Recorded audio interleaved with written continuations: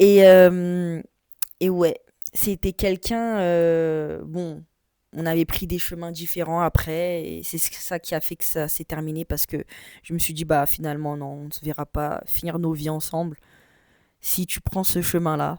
Bon, par la suite, il m'avait pas oublié, donc il avait voulu changer de chemin. Et au final, bon, au final, on s'était retrouvés, mais j'étais prise. J'étais déjà prise. Et pour conclure, c'est quand je crois que c'est, non, ça c'est, je l'expliquerai dans le podcast suivant. Voilà. Donc, je crois que j'ai fait le tour, hein. Donc, on a parlé de le fait que j'avais pas mon brevet, mes blessures, blessures du rejet, blessures émotionnelles. On a parlé de comment comment ma blessure du rejet et ma blessure émotionnelle se sont créées et pourquoi rejet et pas abandon. On a expliqué un petit peu cette absence, l'absence de mon père. On a parlé un peu des manques.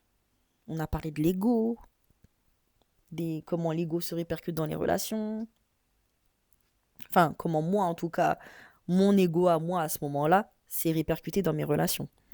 Mes relations avec la famille, ce qui a causé cette dépression. Et comment j'en suis sortie? Ça, c'est une bonne question. Comment j'en suis sortie? Eh bien, pas forcément avec les substances illicites que je vous ai dit, mais quand je prenais le temps de m'évader et d'écrire.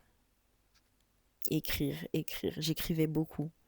J'écrivais des poèmes, j'écrivais des histoires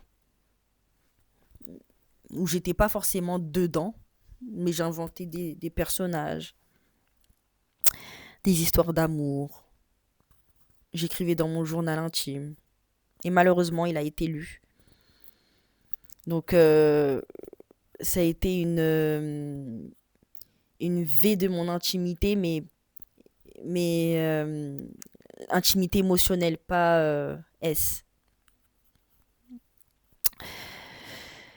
Donc, ouais, de mon intimité, de ma sphère secrète. Et je l'ai très mal vécu parce que bah, je me dis, bon, en fait, j'ai voulu voir un œil positif en me disant, bon, bah, ça y est, au moins maintenant, ils savent. Ils savent ce que j'ai au fond. Et c'est pas pour autant que ils ont lu, ils ont lu, mais peut-être pas, ils ont pas retenu les bonnes choses. Parce que j'ai parlé à un moment que je faisais une dépression, enfin, j'ai décrit en fait. Ils ont pas su voir. J'ai parlé que, je sais que j'avais écrit un moment, ouais, que je voulais m'ôter la vie, mais je l'ai écrit vaguement. Je pense que j'assumais pas de le dire, de l'écrire. Je, je, je l'ai écrit vaguement. Et ça, alors à moins qu'ils ont lu qu'une partie parce que ma tante l'avait lu en premier et que cette partie-là de mon journal intime les avait choqués. Et du coup, ils ont lu que cette page. Mais je mets ma main à couper que ma tante, elle avait lu plusieurs pages. Elle avait dû lire. C'est une grande lectrice. Là, elle avait de quoi se nourrir hein, en lecture. Moi, j'étais écrivaine. Elle était lectrice. J'ai j'ai écrit, ouais, j'ai écrit des choses sur mes relations, les choses que je vivais avec certains garçons. C'est vrai que j'y mettais des détails parfois. Et c'est parce que ça m'aidait à, à me souvenir de ce que j'ai pu ressentir à ce moment-là. C'est la mémoire émotionnelle. Ouais, la mémoire émotionnelle.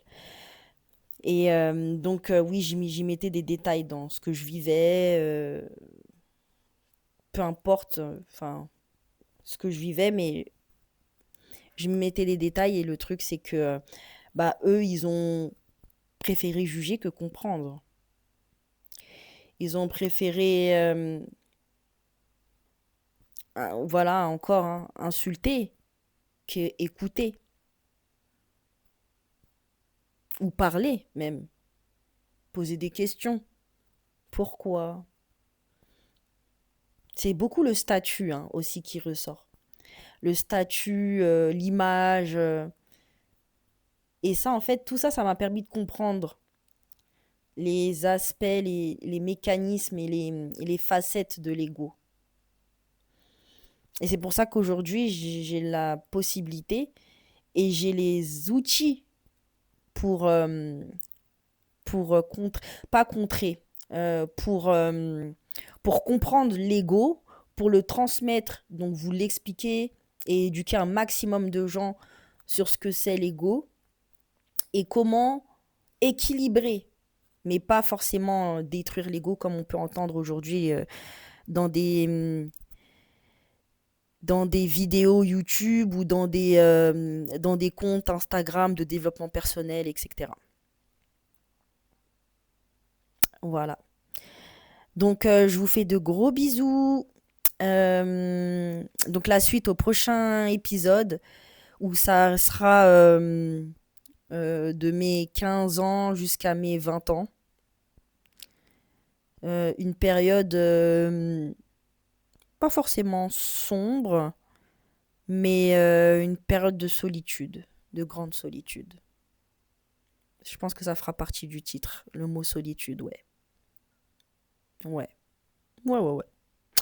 Voilà, allez, gros bisous et restez connectés. N'oubliez pas de vous abonner